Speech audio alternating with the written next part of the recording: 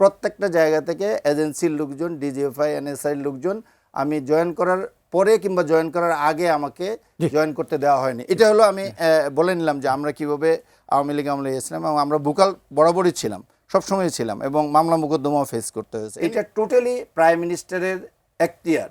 উনি কাকে মন্ত্রী করবেন, উনি উনাকে চাইলেও করতে পারতেন। আমরা তো মনে করছিলাম উনি হয়তো যাবেন। গভর্নমেন্ট যদি উনাকে অফার করে থাকে ডক্টর খলিলুর রহমানকে, তাইলে ডক্টর খলিলুর রহমানের মেধা, যোগ্যতা এবং এই মুহূর্তে বিএনপিতে আরও যারা মন্ত্রিসভায় ঢুকেছেন তাদের কারোর চেয়ে কম নয়, এটুকু আমি সার্টিফাই করতে পারি। একটা একটা করে ওনাকে বলে, উনি প্রথমত আমাকে উদ্দেশ্য করে কিছু কথা বলছেন। উনি হয়তো উনি জানেন না যে আমি 2001 সাল থেকে টকশো করি। যখন আমি একটা হোস্ট ছিলাম বিটিভির একটা টকশোতে 2001 সালে, আর টেলিভিশনে আমি কাজ করি 91 থেকে। 91 থেকে আমি 98 পর্যন্ত বিটিভি নিউজের প্রডিউসার হিসেবে কাজ করছিলাম, পিছনে কাজ করতাম। আর সামনে আসছি আমি 2001 সালে। আর 2014 পর্যন্ত আমি রেগুলার টকশোতে অ্যাটেন্ড করতাম। 2014তে আমি ব্ল্যাক লিস্টেড হয়ে যাই আওয়ামী লীগ সরকারের আমলে, এবং 18 পর্যন্ত মাঝে মধ্যে 2-1টা চ্যানেল ডাকতো। 18 পর থেকে আমি টোটালি বন্ধ ছিলাম। এখন রুমিন আপার সৌভাগ্য, কিংবা আমি জানি না উনি ডাক পেতেন, আমি কিন্তু ডাক পেতাম না। আমি যদি কোনো চ্যানেলে ডাক না পাই, আপনি যদি আজকে আমাকে না ডাকতেন, আমি তো জোর করে আসতে পারবো না। আমি কিন্তু এরকম না, এবং আমি আমার দেশের জন্মলগ্ন থেকে আসি। তার আগে মানব জমিনে, তার আগে দৈনিক বাংলায় ছিলাম। তো আমার দেশের বয়স হলো 2004 সালে আমরা শুরু করেছি। তো 4 থেকে 26 এখন কত বছর হলো? 22 বছর। তো 22 বছর থেকে এখানে আসি, এবং আমার দেশের উপর কি টর্চার হয়েছে সবাই জানে, দেশবাসী জানে, এবং আমরা কি ভূমিকা রেখেছি আওয়ামী লীগের বিরুদ্ধে রুমিন আপা খুব ভালো করে এটা জানেন। এটা জানার পর হয়তো উনি জানেন না যে আমি আমার দেশের শুরু থেকে আমার দেশে ছিলাম কিনা, ওটা হয়তো উনি জানেন না, কিন্তু আমার দেশের শুরু থেকে ইনফরমেশনটা ওনাকে দিলাম। সো আমার মনে হয় এরপরে ওনার মনে আর আমাকে নিয়ে কোনো সন্দেহ থাকার কোনো সুযোগ নেই, কোনো সুযোগ নেই। না, আপনি আরেকটা কথাও বলছেন, এটা এমন পর্যায়ে বলছেন যে সফট পাওয়ার কাজ করেছে, এটা কিন্তু আমাকে ইন্ডিকেট করে করেছেন। সো আপনি এটা উইথড্র করতে হবে। আমরা সফট পাওয়ার ছিলাম না, আমরা যে কি পর্যায়ে টর্চার হয়েছি। এবং আমি এক যুগ আমি 6টা পত্রিকায় চাকরি পেয়েছি, আমি নাম বলতে পারি কোথায় কে কিন পদে চাকরি দিয়েছিল।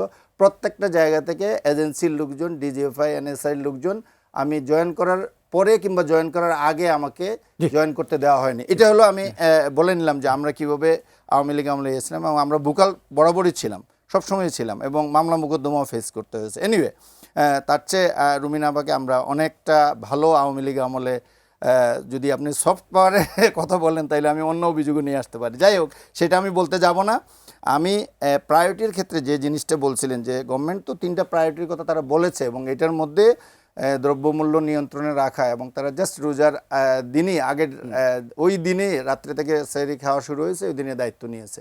এবং আমরা তাদের চেষ্টা আমরা দেখছি কমার্স মিনিস্টারকে অনেক ইনিশিয়েটিভ নিতে এর ভিতর।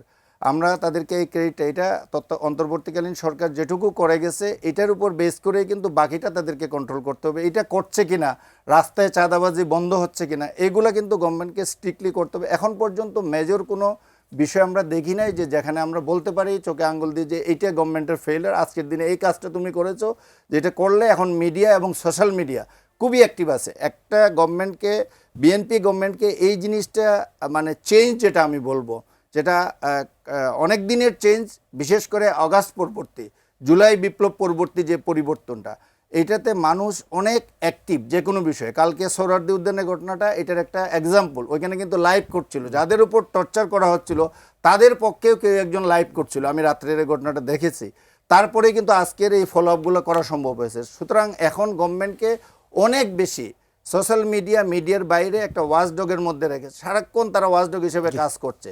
সো এই যে কোনো ঘটনায় গভর্নমেন্টকে মানে অনেক বেশি সতর্ক থাকতে হবে। ওই দিন যেমন যোগাযোগ মন্ত্রীর বক্তব্যটা যেভাবে ফলাও করে প্রচার হয়েছে, এটা আওয়ামী লীগ আমলে সম্ভব ছিল না, সোশ্যাল মিডিয়া থাকার পরেও সম্ভব ছিল না। ফ্যামিলি কার্ড নিয়ে, যদি ফ্যামিলি কার্ড, ফরেন মিনিস্টারের কথাটা, আচ্ছা আমি ফরেন মিনিস্ট্রি নিয়েও বলছি।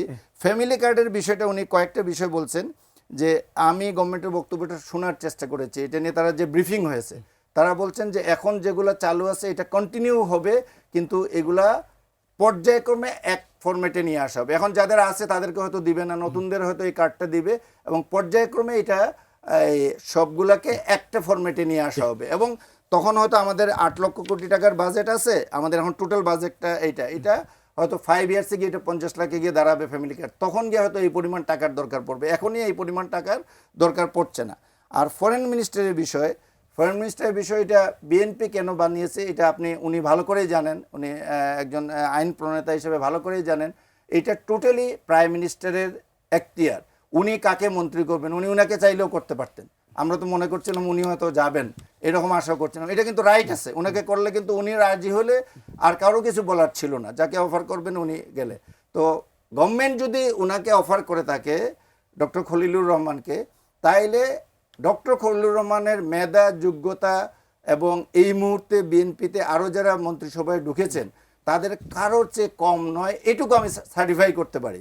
সুতরাং আমি মনে করব বাংলাদেশের মতো উনার মতো একজন যোগ্য ব্যক্তিকে তারেক রহমান ফরেন মিনিস্টার হিসেবে চুজ করে আলটিমেটলি উনি সঠিক সিদ্ধান্ত নিয়েছেন, আমার ব্যক্তিগত মতামত এটা। এবং এটার পক্ষে আপনি বললে আমি অনেক যুক্তি দিতে পারবো। উনি অন্য কোনো জায়গায় বলতে পারেন যে ওনাকে নিয়ে সেই বিষয়গুলো আসতে পারে।